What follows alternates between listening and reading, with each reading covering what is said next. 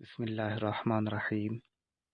وقد يحذف فعله لقيام قرينة جوازا كقولك للقادم خير مقدم أي قدمت قدوما خير مقدم.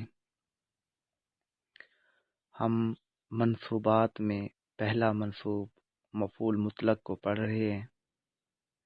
مفعول مطلق کی پہلے تعریف اور اس کی 3 اقسام بیان کی. تعریف یہ تھی کہ مفعول مطلق ایسا مصدر ہوتا ہے جو ما قبل فعل کے ہم معنی ہوتا ہے، اور یہ تاکید کے لیے آتا ہے یا نوع کے بیان کے لیے آتا ہے یا عدد کے بیان کے لیے آتا ہے. یہ 3 قسمیں مفعول مطلق کی بتائی تھی. پھر یہ قاعدہ بتایا تھا کہ کبھی کبھار فعل مذکور کے لفظ کے علاوہ بھی مفعول مطلق آتا ہے، یعنی جو الفاظ ما قبل فعل کے نہیں ہوتے مفعول مطلق کے ایسے الفاظ آ جاتے ہیں، اور وہ جو ما قبل فعل کے الفاظ الگ ہوتے ہیں وہ یا تو باب کے اعتبار سے ہوتے ہیں یا صیغے کے اعتبار سے ہوتے ہیں، اور اس کی مثالیں بھی دی قعدت جلوساً و انبات نبات. اب یہ بتا رہے ہیں کہ وقد یحذف فعلہ لقیام قرینۃ، کہ مفعول مطلق کا فعل جو ہے وہ کسی قرینے کی وجہ سے حذف کیا جاتا ہے. وقد یحذف فعلہ، اور کبھی کبھی حذف کر دیا جاتا ہے فعلہ مفعول مطلق کا فعل لقیام قرینۃ، کسی قرینہ کے پائے جانے کے وقت، کسی قرینہ کی موجودگی کے وقت مفعول مطلق کا فعل حذف کر دیا جاتا ہے. اب یہ جو حذف کرنا ہوگا اس کی 2 صورتیں بتائیں گے. ایک، وہ جو حذف کرنا ہوگا وہ یا تو جائز ہوگا یا واجب ہوگا. پہلے یہ سمجھ لیں کہ قرینہ کسے کہتے ہیں. قرینہ کا لغوی معنی ہوتا ہے علامت، اور اصطلاحی طور پر وہ امر جو واضح کی وضع کے بغیر کسی شے کی تعیین پر دلالت کرے. وہ امر جو واضح کی وضع کے بغیر، یعنی واضح نے کسی شے کی تعیین کے لیے اس کو وضع کیا نہ ہو، بلکہ بغیر وضع کے وہ کسی شے کی تعیین کے لیے خاص کر دیا گیا ہو یا دلالت کر رہا ہو. کسی شے کی تعیین پر کوئی امر دلالت کرے اور وہ واضح کی وضع کے بغیر ہو تو جو وہ قرینہ کہلاتا ہے. اور لغوی معنی قرینہ کا ہوتا ہے علامت، یعنی کوئی ایسی علامت پائی جائے یا کوئی ایسی چیز پائی جائے کہ جو کسی کی تعیین پر دلالت کر رہا ہو تو وہ قرینہ کہلائے گا. اور یہ قرینہ جو جائز ہوتا ہے یہ 2 طرح کا ہوتا ہے. ایک قرینہ مقالیہ جس کو کہا جاتا ہے، اور دوسرا قرینہ حالیہ. یہاں صرف ایک مثال دی ہے صاحب کتاب نے، فرمایا جواز، یعنی یہ فعل کو حذف کرنا بطور جواز ہوتا ہے. کا قولک للقادم خیر مقدم، جیسا کہ تیرا کہنا للقادم آنے والے کے لیے، ان سفر سے لوٹ کر آنے والے کے لیے تیرا کہنا خیر مقدم. خیر مقدم یعنی جو سفر سے واپس آئے اور تو اس کو کہے خیر مقدم.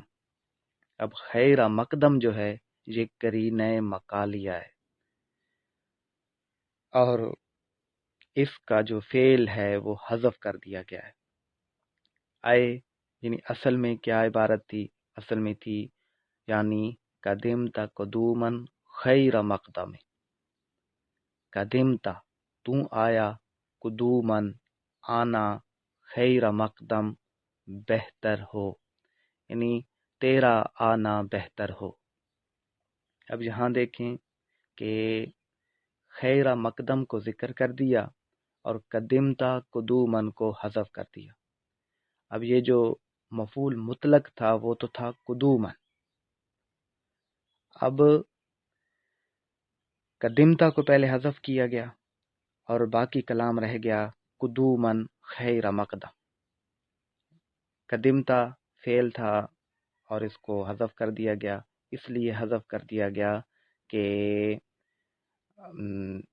جب کہنے والا آنے والے کو ہی کہہ رہا ہے کہ یہ کرینہ مقالیہ نہیں بلکہ کرینہ حالیہ کی مثال ہے، یعنی کرینہ کی یہاں فعل کو حذف کرنے کی دو قسمیں ہیں، یا تو کرینہ مقالیہ ہوگا یا کرینہ حالیہ ہوگا۔ یہاں مثال صاحب کتاب نے کرینہ حالیہ کی دی ہے اور شارحین نے کرینہ مقالیہ کی مثال بھی دی ہے۔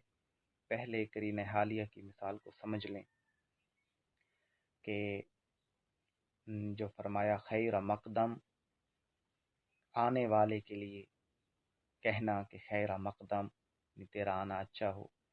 اب اصل عبارت یوں تھی کہ قدمت قدومن خیر مقدم، قدمت تو آیا، قدومن آنا، خیر مقدم اچھا آنا، یعنی تیرا آنا اچھا ہو۔ اب اس میں قدمتا فعل کو حذف کر دیا، کلام رہ گیا قدومن خیر مقدم، یعنی مفعول مطلق قدومن پہلے باقی رہا اور فعل کو حذف کر دیا۔ اب پھر خیر مقدم کا اچھا فعل کو کیوں حذف کر دیا گیا؟ اس لیے کہ آنے والے کا حال یہ بتا رہا ہے، آنے والے کا حال اس بات پر دلالت کر رہا ہے کہ وہ آ رہا ہے، اور جب آنے والے کا حال اس کے آنے پر دلالت کر رہا ہے تو قدمتا فعل کو ذکر کرنے کی کوئی ضرورت نہیں ہے، یعنی آنے والے کا حال اس کے آنے پر دلالت کر رہا ہے تو قدمتا کہنا ضروری نہیں، قدمتا کو حذف کر دیا، قدومن خیر مقدم رہ گیا۔ اب قدومن کو بھی حذف کر دیا اور خیر مقدم، قدومن یہاں تھا موصوف بن رہا تھا اور خیر مقدم یہ مضاف مضاف الیہ مل کر قدومن کی صفت بن رہا ہے۔ تو صفت جو ہوتی ہے وہ موصوف کے ساتھ لازم ہوتی ہے، صفت کے لیے موصوف کا سمجھنا، صفت کے ساتھ موصوف کو خود بخود سمجھا جاتا ہے، تو قدومن جو کہ صفت جو کہ موصوف تھا، قدومن کو بھی حذف کر دیا گیا اور خیر مقدم کو موصوف کے قائم مقام کر دیا گیا۔ یعنی پھر سماعت فرما لیجئے کہ قدمت قدومن خیر مقدم، یہ پوری عبارت اسی طرح تھی، خیر مقدم کو آنے والے کے لیے ذکر کر دیا گیا، قدمتا کو بھی حذف کر دیا گیا، قدومن کو بھی حذف کر دیا گیا۔ قدمتا فعل کو اس لیے حذف کر دیا گیا کہ آنے والے کا حال اس کے آنے پر دلالت کر رہا تھا، قرینہ حالیہ تھا، تو فعل کو حذف کر دیا گیا۔ قدومن کو اس لیے حذف کر دیا گیا کہ قدومن تھا موصوف، خیر مقدم تھا قدومن کی صفت، اور صفت موصوف کو لازم ہوتی ہے، تو اسی لیے موصوف کو بھی حذف کر دیا گیا، صرف خیر مقدم رہ گیا۔ تو یہ تھا قرینہ حالیہ کی مثال۔ اسی طرح قرینہ مقالیہ کی مثال شارحین نے یہ دی ہے، صاحب کتاب نے نہیں دی، شارحین نے یہ دی کہ جیسے کسی شخص سے پوچھا جائے کہ کیف ضربتا، تو نے کیسے مارا، یا یوں سوال کیا جائے کہ بے ای کیفیت ضربتا، کس کیفیت کے ساتھ تو نے مارا، تو جواب دینے والا کہے کہ ضربن شدیدن، یعنی بہت سخت مارا۔ اب ضربن شدیدن اصل میں تھا ضربت ضربن شدیدن، ضربتوں کو حذف کر دیا گیا۔ اس لیے حذف کر دیا گیا کہ یہاں پر قرینہ مقالیہ ہے، یعنی سوال جو ہے، سوال جو پوچھنے والا ہے اس کا سوال ہی اس بات پر دلالت کر رہا ہے کہ یہ ضرب کے بارے میں پوچھ رہا ہے، مارنے کے بارے میں پوچھ رہا ہے۔ تو ضرب کا جو فعل ہے، ضرب تو ضربن شدیدن میں ضرب تو جو ہے سوال کی وجہ سے حذف کر دیا گیا۔ یہ قرینہ مقالیہ کی مثال تھی۔ تو کسی قرینہ کی وجہ سے مفعول مطلق کے فعل کو حذف کر دیا جاتا ہے۔ یہ حذف کرنا یا تو جائز ہوتا ہے، آگے فرمایا ووجوباً، یا واجب ہوتا ہے، اور جو واجب ہوتا ہے اس کی صرف ایک ہی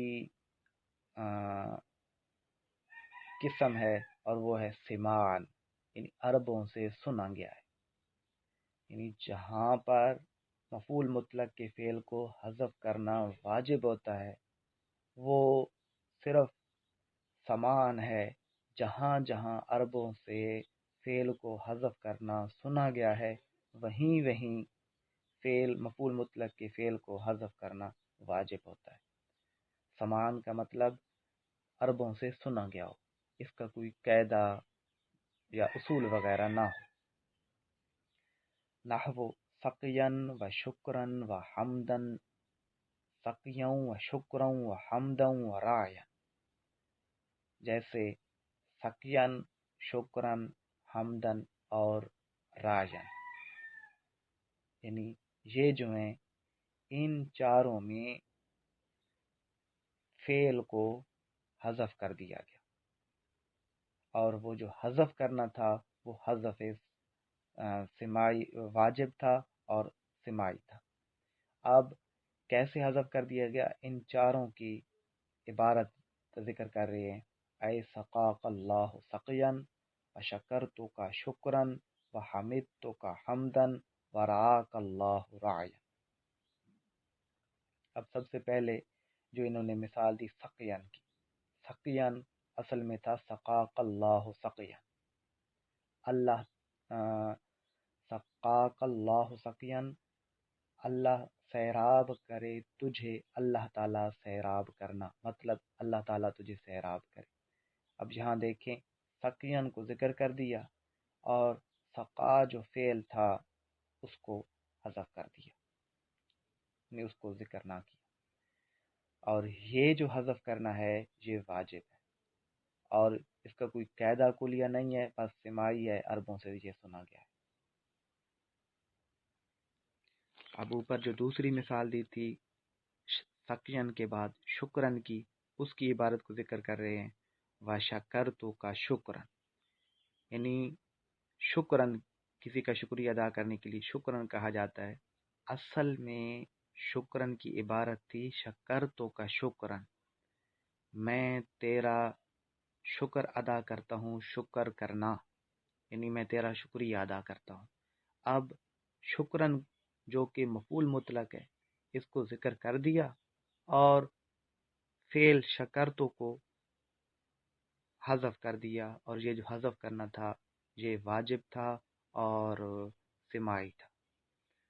تیسری جو مثال دی حمدن کی، اس کی عبارت آتی ہے وَحَمِدْتُ کا حمدن، یعنی حمدتو کا میں نے تعریف کی، تیری تعریف کرنا، یعنی میں نے تیری تعریف کی۔